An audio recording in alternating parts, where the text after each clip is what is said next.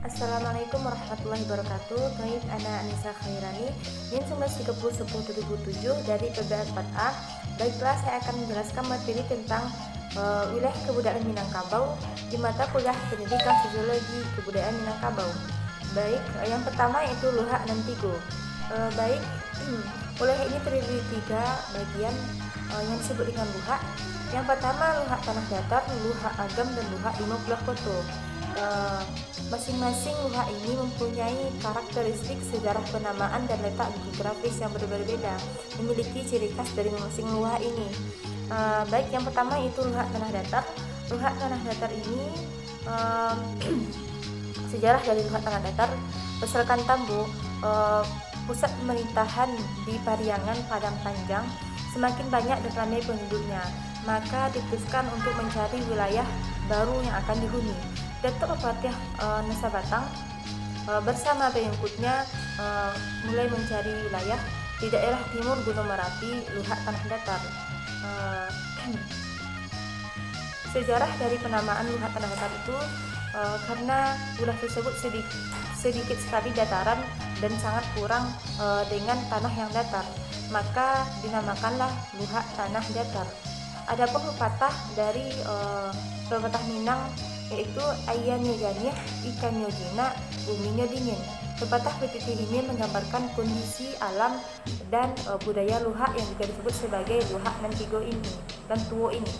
Luhak tanah datar memiliki tanah yang subur akibat abu vulkanik Gunung Merapi, sehingga sebagian besar penduduknya hidup dari hasil pertanian, terutama sayur-sayuran, apalagi dengan kondisi cuacanya. Dengan udara yang sejuk, ikannya jinak merupakan metafora dan kondisi penduduknya yang ramah. Karena memang dari sinilah dipercaya awal mula kerajaan dan kebudayaan Minangkabau. Bentuk rumah gadang di Luhak Tanah Datar juga khas dibanding dengan 2 luhak lainnya. Rumah gadang memiliki anjungan di sebelah kiri dan kanan.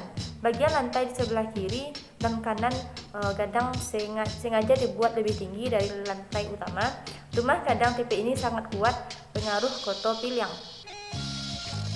Yang kedua yaitu Luhak Agam. Sejarah dari penamaan Luhak Agam ini adalah karena kekurangan tokoh agama, sehingga syiar Islam tidak sebagus Luhak Tanah Datar.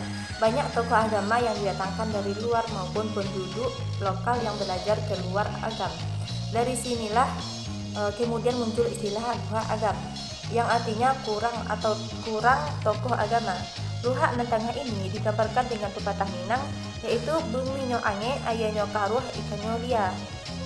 Hal ini menggambarkan bahwa kondisi geografis Luhak Agam yang cenderung lebih panas dari wilayah Luhak Tanah Datar. Masyarakat Luhak Agam digambarkan emosional dengan tingkat persaingan tinggi. Penduduk Luhak nan Agam lebih heterogen dan beragam karena memang di daerah ini banyak pendatang yang mencari sumber pendapatan. Berbeda dengan rumah gadang Luhak Tanah Datar, bentuk rumah gadang Luhak Agam ini lebih dominan dipengaruhi oleh kekelarasan budi caniago. Lantai rumah gadang dibuat rata tanpa anjungan di bagian kiri dan kanan. Yang ketiga itu Luhak 50 Koto. Di lain pihak, rombongan yang berangkat ke utara Gunung Merapi adalah Datuk Seri Marajo dan Banenggo-Nego yang berjumlah 50 orang. Dalam perjalanan, ada anggota rombongan yang hilang, sehingga wilayah itu dinamai Luhak 50. Luhak artinya kurang dan 50 berasal dari jumlah anggota rombongan.